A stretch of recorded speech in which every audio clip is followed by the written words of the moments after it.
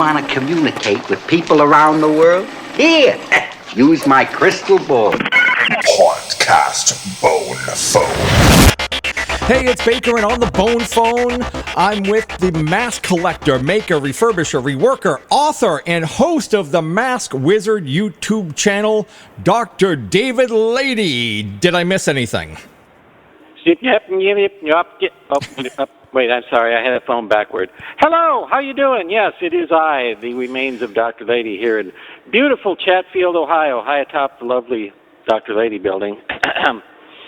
I notice it smells like lighter fluid all of a sudden. So either somebody's doing something they shouldn't, or my neighbors are cooking out. I don't know. How are you? I am fantastic. You're also, the one thing I did miss, I think you're a haunter in there as well. Are you not? Horror Hotel for 18 years, and we still live here. And it's our actual house. It was a kind of world's biggest home haunt. People called it because Laura and I actually live here. Laura being my wife, who does the hair on all those glorious masks that all the collectors and haunted attractions and museums like so much. She's in demand. She's definitely in demand. I've heard Rudy talk about her a bunch of times on his channel and others. So. Yeah. Laura actually has the distinction of being the only actual person ever to be a Distortions Unlimited Monster of the Month. All the others were sculptures, but for the Monster of the Month Club, they used Laura's life cast of vampire Laura. And it was done by Henry Alvarez from her life cast, and it just had, the eyelids opened and two fangs put in to make a vampire out of it. But other than that, it was her face. Laura's the only person who was a Monster of the Month. That's quite the distinction. Even I didn't get to be Monster of the Month. And you kept trying, and you tried. I kept trying, yeah. People say I'm very trying, in fact. But. Now, when was that, roughly? What year was that? It was several years ago, whenever they were doing the Monster of the Month. 2018, 19, 20, somewhere in there. So within the recent, our recent history here. Yeah. Now, are you a doctor like Dr. Dre is a doctor, just because you decided to call yourself one, or you have a doctorate in maskology or something? Do you know who started that? Actually, two people. The post office, always mail carriers and post office people were always calling me doctor, and I didn't get it at first, and I realized it's because things were coming to Dr. Lady. And then who really started it, because my middle initial is R. It stands for Charles, by the way. But Forrest J. Ackerman, I'm sure you know who he was. Definitely. From Famous Monsters. He was the first one to send me a letter on which he had written on the envelope to the abominable Dr. Lady, which is a reference to Dr. Phibes, of course. And everybody, it kind of stuck at that point. And, now, like that. Did you keep the letter? And I have enough knowledge of horror and movies and stuff that I could be a doctor of that stuff, but I don't actually have a diploma on the wall saying so. But hey, I'll pit my horror trivia against that of any living person. Now, did you save the letter? Is it framed and on the wall, or? No. Was it long I'm not lost? much for saving. No, not much for saving things. It's long lost. Oh, all right. Yeah, well, this is how I discovered, because my discovery of your channel and yourself comes from kind of a roundabout way. So I was interviewing a Disney Imagineer named Steve Codorono. I always screw this up. Cotronio. There we go. From Grimwood Hollow Yard Haunt. This was a number of years ago. And I had mentioned he had a video, and he had from back in the 90s, and he had this creature mask with these big fangs on it, and I saw that, and I said, oh my God, that was like the first real high-end mask that I ever purchased. I think it was 1980 exactly when I bought that mask from, and do you know which mask Yeah, what mask it was? I know exactly. Well, so I had mentioned that I pointed it out that, oh my God, I own that mask and I would love to get, I had to break open my piggy bank, clean out all my paper tip money went to it, and never told my mom how much I spent on it or she would have beat my ass. And then I mentioned that somebody had stolen it years ago and would love to replace it. And he immediately just goes, "You mean Fang Face from Be Something Studios?" And I was like, "Huh?" He goes, "Yeah, it's Fang Face from Be Something Studios." And I was like, "Oh, okay." So I wrote that down and went online, went onto the interwebs and started searching for the Fang Face mask, and a whole bunch of YouTube videos popped up with reviews on it. And obviously, boom, one of your videos, you were one of the first people that I found. And I went down from there, went down a massive rabbit hole of vintage Halloween masks, the mask collecting. I don't collect myself, but I just love watching the videos and finding out about all the different masks and anyway, so that's how I ended up discovering the Mask Wizard. The Fang Face mask is a classic, isn't it? It's not. It wasn't originally inspired by any movie, unlike Frankenstein or Mummy or Wolfman or somebody.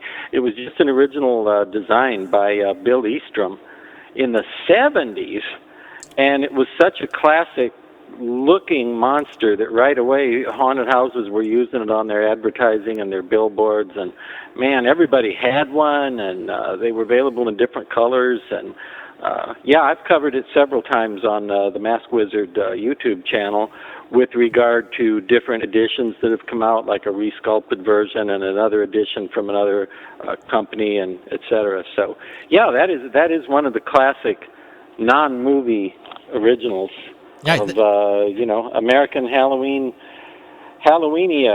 Americana Halloweenia. Yeah, there was a place in Waltham up here in Massachusetts, and they used to run ads constantly because you couldn't get good masks back in that time, the late 70s and early 80s. You didn't have like the Spirits and all of the Party Cities and all these places where you could go and get stuff. So it was a smoke shop called J&S Smoke Shop on Moody Street in Waltham, and they used to run these ads, and they had the executioner mask on one of the guys had the executioner mask from Be Something Studios. So they basically had a whole bunch of Be Something Studio masks that they sold in there with the hands and everything.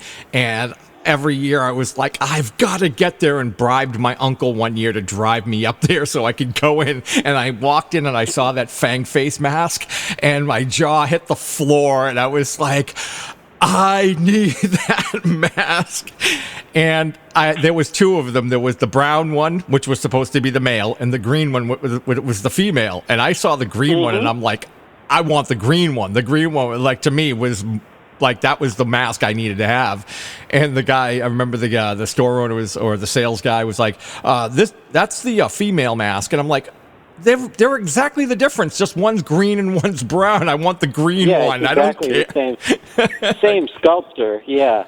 Yeah, so it's not like you're the drag queen of monsters if you wear the green one version. I know. It happens to be the green one. I don't care. I want the green mask. I bought the green mask, and I had that for a number of years. I wore it a few years, and then I put it on this dummy. I put it on this dummy that I used to drop out of the tree. I don't want to get into the story because my listeners have heard it too many times, but I used to drop it out of the trees. It was like on wires and pulleys, and I just right, and it worked great. And I love it. And then somebody stole it on me one year at a Halloween party. I had it, and they stole it, and it was gone. And I finally had bought one. I think Zagoni. Be Something Zagoni now. Yeah. Zagoni has them, and I think Trick or Treat also has them. So they both have them. Yeah. So. Trick or Treat released a special edition. I did one of my videos on that. By the way, I don't know if you keep up with Zagoni Studios, but I might earn them a bunch of your money if you don't, because they just came out with recently a series of collector edition Fang Faces in different colors. And it looks amazing in orange like a pumpkin monster, and in red like a devil, and in purple like some sort of alien. And they're all beautiful. They're all wonderful masks. But they have, instead of that that cheaper hood fabric that most masks use today, Zagoni is using the old original fabric that the masks had in the 70s, which, of course, was much higher quality, that plush kind of fabric. Mm-hmm. Yeah. Oh, so nice. Do you have the red one and the purple one and the orange one and the white one? All right, I'm gonna have to empty out my bank account now. I guess I'm gonna have to go buy the different colored ones. Check out the Zagoni website under collector editions, and you'll freak out because, there aren't that many monsters that look good in every color, but somehow that character does. Fangface makes it work.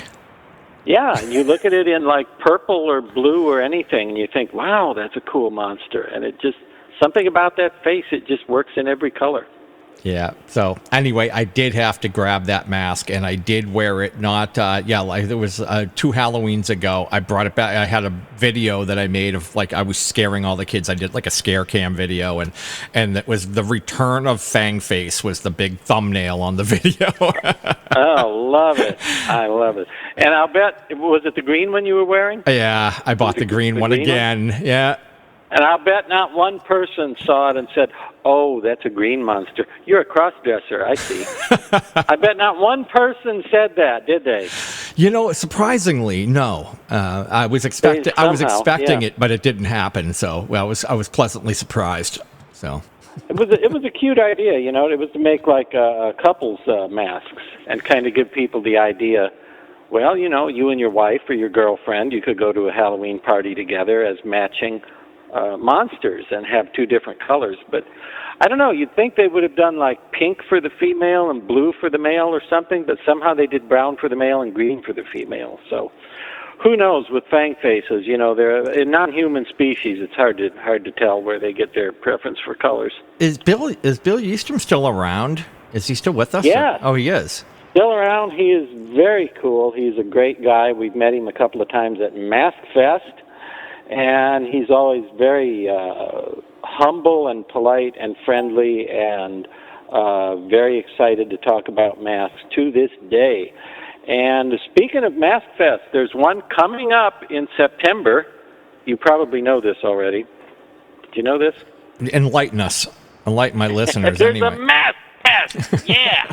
Mask Fest 13. It's the 13th one, and it's going to be September, Friday the 13th in Cincinnati, which is about 3 hours from where we live. So we're going to make it to this one. In fact, you'll see us on there as featured guests if you look on their website, because we have them misled, you see, into thinking we're of any importance. So that paid off. We have them fooled into thinking we're worth having. So they have us all over the website.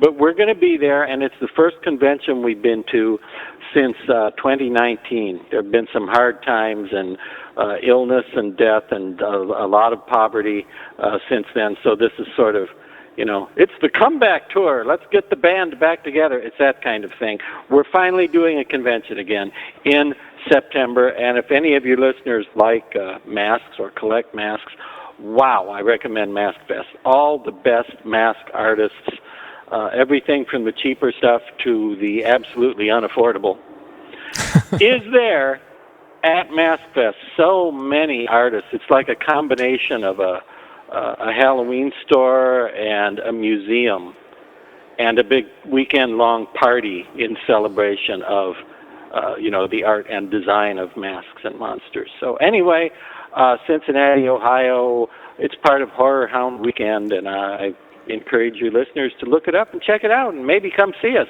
if they're brave enough. Absolutely. Get down there, kids. Yeah, kids.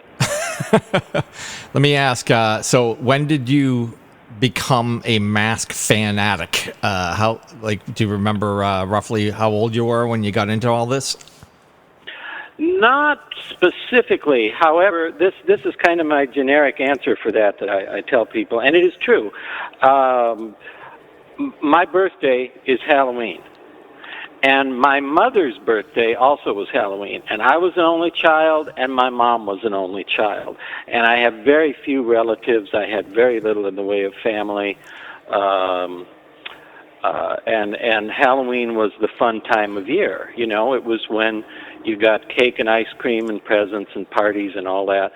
And I just always loved the spooky stuff. That was some of the first things I remember ever getting as presents. I must have been a very little kid. There were these things called color forms back then. Yeah. You remember color forms? Yeah, the little peel-off pieces of, like, vinyl, and you could stick them on the backgrounds. Yeah, you could stick them on the background. I had the little Frankenstein laboratory one when I was just a little kid, and I had the Aurora Bela Lugosi Dracula, the monster model kit, and I had a poster of Lugosi as Dracula. And this was like, kindergarten age. I was already into all that stuff. So I can't remember a time when there was ever, when monsters weren't part of my life, As a little kid, I was always drawing monsters in the margins on my papers at school, and it's surprising how much I got away with it. I probably should have been, beaten and sent home and whatever else regularly, but teachers went along with it because they were always amused by the funny monsters, so got away with a lot of stuff as a kid. I remember. I don't remember. I think there was second, maybe third grade. I used to be quite the little artist drawer, and I remember a teacher coming up and telling me, because I was always drawing all these monster stuff, and it was like I would have monsters like ripping another monster's arm off or somebody's arm off, and I'd have blood all over it, like just red crayon. They're like, you can't have blood. This is a school. You can't be showing blood or have blood on your pictures. And I'm like, it's just monsters, and they wouldn't let me. They wouldn't let me do that. I was like, oh, but I'm out of here anyway.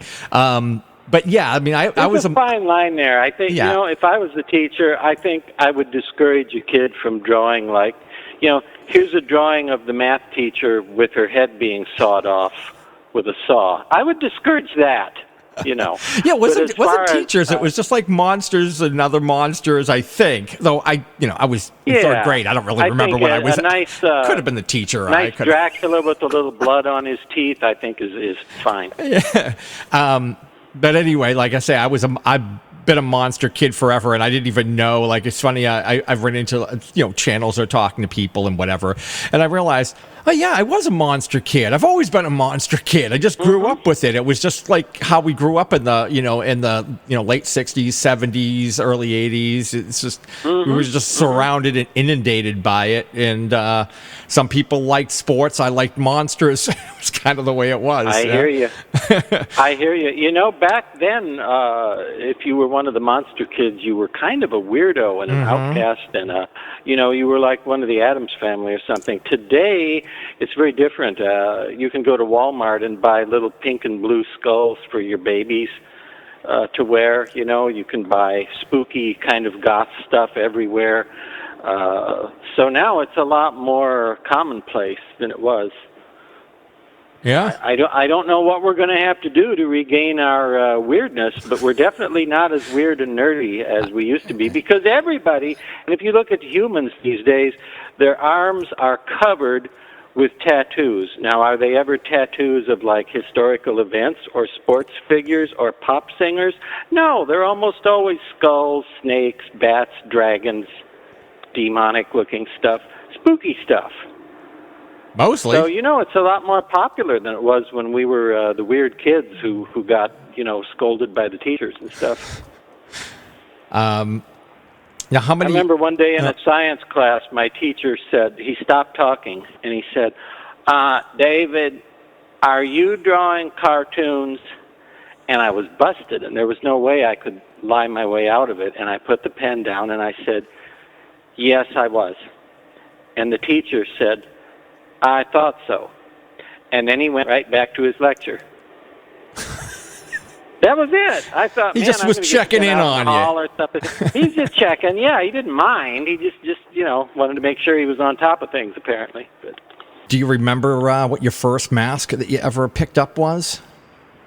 My first mask with hair was a Traveler's Wolfman that had glued-on black hair. Travelers being the name of the company, for those who aren't into this stuff. It was a rip-off of a Don Post mask, but, at that age, we didn't know that. We just thought there were different versions of Wolfman and Frankenstein and such, and you didn't really think about, this is a, unauthorized counterfeit bootleg knockoff of something that another company or another artist did. You just thought, it's another Wolfman. But the first one I had with hair was either that or I had a shock monster that had hair, and I'm not sure which one was first, but I think the Wolfman was first as far as with hair. Overall, I have no idea what was the first one. They go back so far. You didn't keep them? I mean, they're not still around with you, are they? Or are they just long gone? No, I was probably like 4 when I had the first one, which would put it right around the time of, the Louisiana Purchase, I think. That was quite a deal, by the way. That was a good deal. It was, wasn't it? Yeah. Who wouldn't go for that? Your collection over the years, like, what are we talking about for how many pieces that you have now? What do you got? I mean, just for masks, not the props. I know you got probably a whole other thing, but. It's gone up and down a lot over the years. Honestly, right now, because of poverty, it's down lower than where it used to be. In the last few years, I think I was telling you, there have been some sad times in the last few years, and I did have to part with some of my favorite stuff. But I probably still have around 400 masks, something like that. So a couple of your prize collections had to go. Yeah. What can I say that's less of a bummer? I have something. Here's something that's less of a bummer. With regard to that Mask Fest convention that I was just talking about, we are, for the first time in forever, working on some new ones which we're going to unveil at Mask Fest and premiere there. So people who go to that will get to see some crazy new masks that we're offering before the rest of the human viewing public does. They'll get to see them at the Mask Fest. I didn't realize that you were also sculpting and making masks, because you don't really promote that. I watch your videos, and I don't see you promoting that a lot. Maybe you got to promote it a little bit more in your videos. But I probably should. Well, I don't figure anybody wants to see a guy saying, "Look how clever I am," Whereas if I'm just appreciating someone else's art, I think I can make you appreciate it a little bit too, and people get into it, and they really seem to react really, really well to it. But I don't know that they would if I was saying, "Hey, look what I can do." Yeah. So I don't know. I'm a little self-conscious about that. Don't talk about it much. I'm such a shameless promoter that it does. Like, that's the first thing that comes to mind for me. Well, see, I need to hire someone like you. I always because I'm so bad at self-promotion. I'm terrible at self-promotion. What? I have friends I've known for 20 years that suddenly found out that I do something or other, and they're like, "What? Masks?" Yeah, didn't you know? Or else they're like, "What? You have a comic book?" And I go, "Yeah, I write my own comic book. You didn't know? You never heard of?" No, they never, and they had no idea. And it's just because I'm not good about the self-promoting thing. And so there aren't that many opportunities, like in normal conversation, to say, "Hey, by the way, I'm an artist. Doesn't that make me cool?" You just can't work that into the conversation, I don't think. So you're an artist. Yeah. Look, I'll give you a chance to promote whatever you want to promote on here. That's fine by me. I said, new series of masks coming up, a handful of new ones. I'm not sure how many new ones for Mask Fest. I'm shooting for 10. I'm pretty sure there'll be at least 8 brand new designs, brand new monsters. Now, is that premiering? Is that all? The only place you sell is when you're at Mask Fest?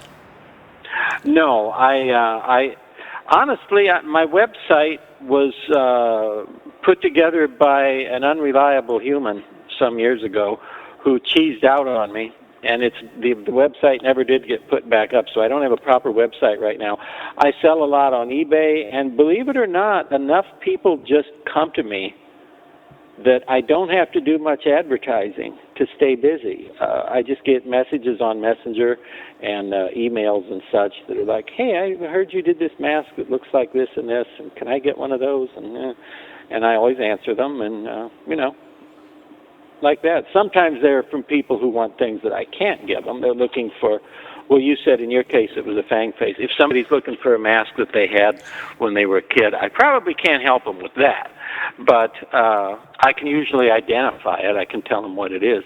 I don't know if you know this. I have out a DVD called, let me think, what was it called? Oh, yeah, Dr. Lady's Monstrous Mask Photo Archives, which has more than 3,000 photos of old masks from like the 1960s, 70s, 80s, 90s, and they're all categorized by like Frankenstein monsters and mummies and werewolves and aliens and slashers and, like that. Response was real good to that. I need a better way to promote it. I need to tell the whole world about it. But for the moment, I still have some for sale, and that was a fun project. That was a huge undertaking, but of course I like undertaking. But I thought, I seem to have more of these photos than anybody else amassed here, and I'm going to die one of these days, and there won't be anybody to tell these people, all the people that are, what was the name of that mask I had when I was 14, So I put together this DVD that identifies thousands of old masks. Now, are these pictures that you've all personally taken, or just what you've accumulated from over the years from different sources and whatnot? Mostly the first, partly the latter. Mostly stuff that actually came through here and I either owned or sometimes we worked on one. We do a lot of the refurbishing, as you called it. I do paint and Laura does hair work, of course. So a lot of times we have them through here when they don't necessarily belong to us, but somebody sends us something because they just bought it and they don't like the hair on it, for example, and they say, could you take this hair off and put better hair on it and make it look more like, the Wolfman from the movie or whatever character it is. So I have pictures of all that stuff, and then I have pictures that different artists sent me many, many years ago. A lot of those artists aren't even alive anymore. But I have pictures of their work, so it's nice to be able to preserve some of that for everybody to see and enjoy and appreciate today. And it makes you realize, wow, there have been tons of tremendously cool masks and very imaginative designs and people with wonderful talent and great imaginations for many years who were sort of unsung, uncelebrated artists. So I try to get a little attention for those guys where I can, too. So out of your current collection, what's your most coveted couple of masks or the prizes of your collection right now? Just like a couple of the top ones. I don't know. I don't really have a favorite, although I'm especially fond of the Don Post calendar mask line, if you know those. Mm-hmm. Yep.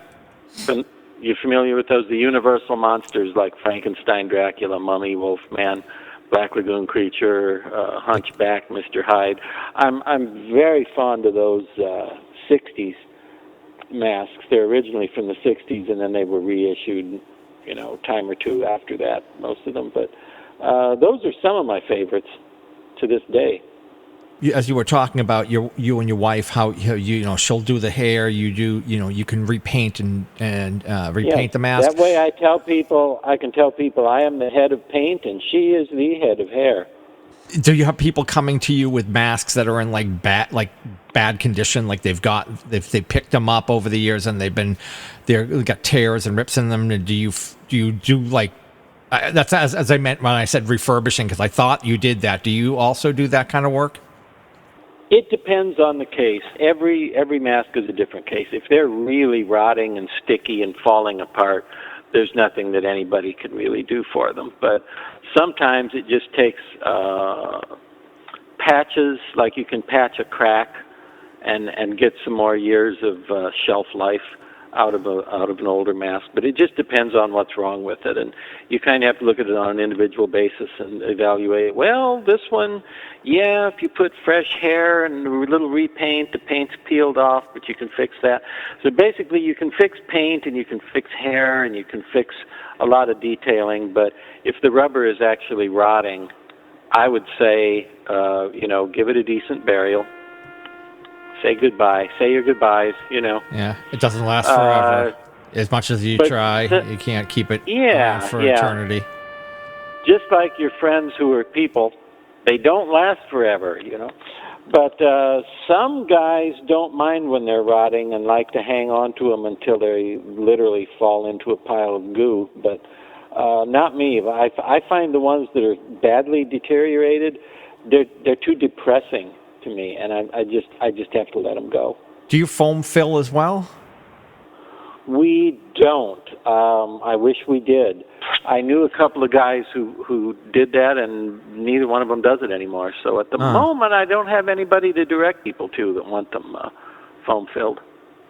Just have to figure it out on your own. I actually was just working on. I had picked up. This is. I don't know if you know who Stiltby Studios is. Who did you say? Stiltby Studios. Oh yeah, sure. It's like Alan Hops he runs a haunted attraction. He does a lot of he does like raw pull masks, so you can buy just like a raw pull. And he had a couple of masks. I'm doing these Innsmouth creatures, like these fish erman from Innsmouth. Oh, I would love that. It sounds like probably be up your alley. Anyway, so I bought the mask. It's a raw pull, so I foam filled it. Though I used the Loctite foam. I had smooth on foams. I've had like the Flex foam at 5s and 10s around here, but I thought, well, let me try. I've never tried doing it with the Loctite foam, so let's try it. I should have held the mask a little. It's a little too wide now. It's supposed to be more of a narrower face, and it widened out. It's got a little too fat on me. Sometimes that happens. Yeah. Sometimes that happens. I've had stuff foamed by other people that over a period of like a year or two, the mask started to put on weight. I think it does continue to fatter and fatter across there, and you're like, he's overfed. He needs to cut back on the milkshakes or something. He really does. Get out there, do some walk. Get out and walk the dog or something every once in a while. I don't know. Just cut back on the carbs. Yeah. But that sometimes happens. Actually, we get a lot of raw pulls sent here for me to paint and Laura to add the hair onto. We do a lot of that. A lot of people have blanks sent here, and that's probably my favorite thing that people send us that we get to do.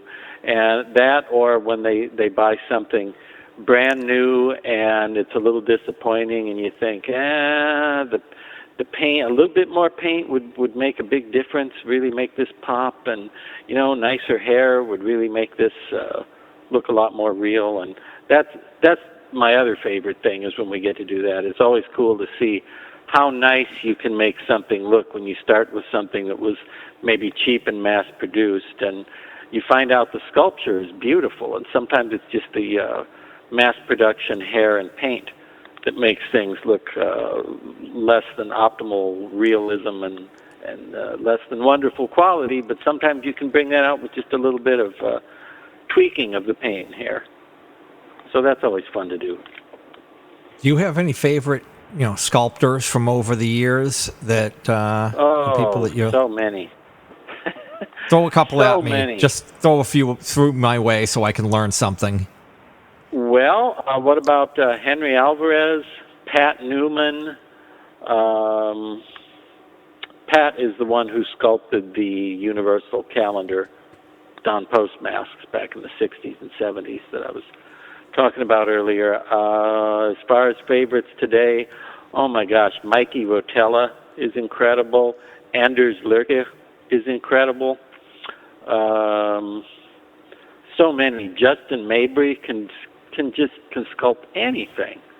So many of these guys are so talented, much more so than I ever was. But I'll let them live anyway. But that's nice of you. Wonderful stuff. So you lived back in L.A., or you were living in L.A. when you when you got into a lot of the, I don't know if you got into sculpting. Were you working out there for one of the studios before you moved back here to Ohio, or what were you doing out there? Laura and I already made masks in Ohio, and then we moved to Hollywood. And we lived there for 7 years, and we did work on a few movies, and we're in a few movies, and, it was fun, but it's horrifically expensive to live out there. And we just eventually realized, for less than what we're paying for renting an apartment in L.A., which, of course, renting anything is just shoveling money into a hole. You're not building up equity or owning anything or buying anything. We could own a house in Ohio. So we moved back here and ended up in what used to be a former railroad hotel with 10 bedrooms, and we can do these Halloween tours and such here. And anyway, the payments on buying the house were less than the rent payments on a dinky little apartment out there. And we paid the house off, and we own the house now, of course. But it's been a lot of years. But most of what we were doing in L.A. was through mail order anyway. So it seemed like it didn't really matter that we lived there because the movie work never took off. I would say because it's horribly competitive. Everybody's third cousins, uncles, brothers, neighbor's best friend makes masks and makes monsters and does makeup and knows something about effects and so on. And there's just not that much. There's not enough work to go around, and that's even more so now that there's so little done with practical effects and everything is computer animated cartoons. But most of what we were doing was coming through the mail anyway. People were sending us these unpainted masks and such, and it seemed like, well, it really would be smarter to do that from, a place that's more affordable to live, right? So yeah, I couldn't live out there. It's like I looked at I couldn't touch anything within my price range anywhere in that vicinity. So yeah, it's just kind of completely off my map. So when you moved back to Ohio, you shortly after that started the Horror Hotel. Is that right? Yeah, we did Horror Hotel for 18 years, and now we haven't done it in a while. The last time we had it, that is the first time we didn't have it, I should say. The first time we didn't have it, we called it off because my stepfather was in such ill health, and we were expecting him to die, and he did die. And when he died, it was too late for us to really get started that year, so we didn't have it. And then Laura and I both made the mistake of getting older. You don't want to do that. How dare you? How dare you? I know. It's a terrible idea. You don't want to do that. But, we weren't paying enough attention. And by golly, we got old. And now we're like, I don't think we can handle that anymore now that we're a million years old. We still have all the materials and the stuff. We have costumes and props and lights and mannequins and all that stuff. But we're just kind of too darn worn out to do all that work now. It was mostly just me and Laura with very little outside help all those years. Now, when you very few people helping build it. So, in other words. Now you had set up the rooms in the hotel and turned them into like tableaus or scenes with different characters and creatures and props and whatnot. Did they come in? Was this a free or a paid? Was this just like a home haunt, or was this sort of an attraction, like a paid attraction? It was an attraction. It was paid. We weren't as expensive as most of them. We were usually like $5-6 at the door. And you would get a guided tour narrated in each room, and it was sort of a cross between a haunted house and a wax museum, I would say. Obviously with a lot of humor, a lot of jokes, and a lot of detail, a lot of little stuff in the background for people to notice. I like to reward people who are paying attention. So I got a little stuff in the background going on. But it was really wonderful, and it was a great experience. There were some bad times, of course, and some slow seasons, but overall it was pretty great because it allowed me to indulge all my favorite stuff. I mean, I got to write the script for it every year. I got to perform a little bit because I was, conducting tours. I got to do the lighting and build the mannequins, the monsters, and work with the costumes and the props and the sets and so much stuff. It was like everything I loved to do, I got to do as part of Horror Hotel. Since then, and not so much fun. That's too bad. I mean, I know That's what you get for getting old. That's what we get for getting old. I know people who've been like home haunting for years and years and years, and and then all of a sudden it's like, yeah, we're retiring this year. And I think this is our last year, and like, oh, it's really sad. Yeah. It's so sad. It's terrible to have to give it up, but. Yeah, I can scale back. I scaled back a little bit, but I'm not giving it up. I enjoy building stuff, building monsters and doing things just too much that I can't let it go. I try. Yeah, I feel like I ought to be doing something because I still have this wonderful home full of life-size monsters and all these masks and costumes and props and such, and now nobody gets to enjoy it very much because we don't open to the public anymore. So only my friends get to see it who stop by anyway, or else once in a while when we do stuff on video, of course, people still see all the videos like the Creepy Cheapies. Let me tell everybody, please watch Creepy Cheapies on YouTube, which is me, the Mask Wizard channel. Hey, I'm a subscriber. I'm cool. Are you? I am. I did not know that. It's under, you'll see under Hauntcast. You'll see the occasional comment on there. Well, do you take care of the channel, or do you just kind of cut the videos and somebody else takes care of the channel for you? No, it's pretty much me and one friend doing it all. He does he adds the stuff that I irritate him with, like, okay, put this here and put this music here and put this joke goes right there, and that stuff. He does all the the production and editing on it. Is that what he does? Yeah. He does the editing and that stuff, and we just pretty much oversee it ourselves. But I need to put the word out better. And again, I'm not good at it, so it's hard for me to say, please subscribe, everybody. So I'm just not good at that part of it. Well, absolutely. That's one of the reasons I have you here, because I'm like, your channel should be blowing up. You should be huge. I love this channel. I love your channel. I think you're hilarious. I love the cut. Kind of you. I love the cut of your jib, sir. Thank you. I appreciate that very much. I'm glad you're watching. I hope to keep the old Creepy Cheapies going as long as possible. I had to stop doing them for a while because of illness. I'm fine now, but for a while I was in rough shape. And, man, I was surprised at how the whole world shifted on its axis when there were no Creepy Cheapies for a while. Everybody was just, people were horrified, and it made me realize how much it's as silly as it is and inconsequential as it is, it's really quite important to a lot of people. They look forward to it every Friday. So I'm trying to keep it rolling.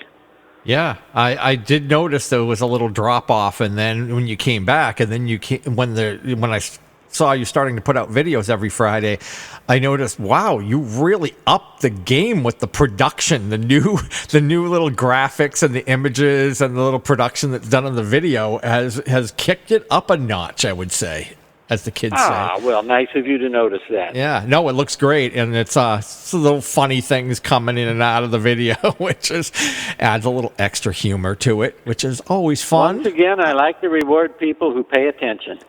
You know what? As a matter of fact, one thing I had to mention, because I do pay attention, are you ever bringing Vigor Mortis to the market? Is that ever going to actually come to the market? I mean, that should go over right like New Coke, I'm thinking. It should be a huge hit. That was a combination. That was a horror hotel joke one year. We had the energy drink for the dead, Vigor Mortis. And it also appeared in a skit and so forth. But no, there was never any real such product. It was just a joke. I know. That was just me trying to be funny, which I'm not. So anyway, I'll stop that. It would bring zombies back to life. So maybe there are times when I could use a little. You get tired. You wake up on the wrong side of the grave in the morning. So to start to wrap things up, you are an author and have a couple of books. So I'm going to help you self-promote here. So why don't you just promote your 2 books? You have a couple of books. I think. Well, the Collector's Guide to Monster Masks actually is out of print, and I don't have any more copies of that one. I do still have Extreme Mask Making, which I called it that because I thought it sounded funny and ridiculous, but nobody really got the joke. I think people are like, oh, Extreme Mask Making, that's cool. But anyway, it is actually a book that explains how these things are made and how you, the reader, can make latex monster masks. I do still have copies of that one. And I have my ever-popular comic book, Hassle Castle. I still have copies of the Hassle Castle Not Particularly Graphic Nor Novel, which is the graphic novel with it. Never mind. And the other one, I still have copies of Hassle Castle, the Inepictude, and some of that good stuff. So, again, I don't promote it enough because I really don't know where to promote it or what to do with it. The people that those fringe loonies that like it seem to really love the stuff that I do, but it's a very small audience, so I guess it's what you'd call very limited appeal. It appeals to a small number of people very deeply, but it's never going to appeal to the masses. No. It's just like which is how you end up broke. Exactly. It's like my channel and a lot of people who are really into this niche market. It's it's never going to hit any type of like the kids say, it's not going to blow up. It's just going to. No, but we have a diehard, dedicated audience that is there all the time. Whenever you're there, they're there, and they're looking for more content. So you also, where can they pick up the that DVD that you said that had like the 1,000 different masks? There was like a mask catalog on a CD or a DVD. Where can people get that? Yeah, I sell those on eBay, or they can just email me or messenger me on Facebook. And what is the DVD called? The Photo Archives, the Monstrous Mask Photo Archives. Monstrous Mask Photo Archives.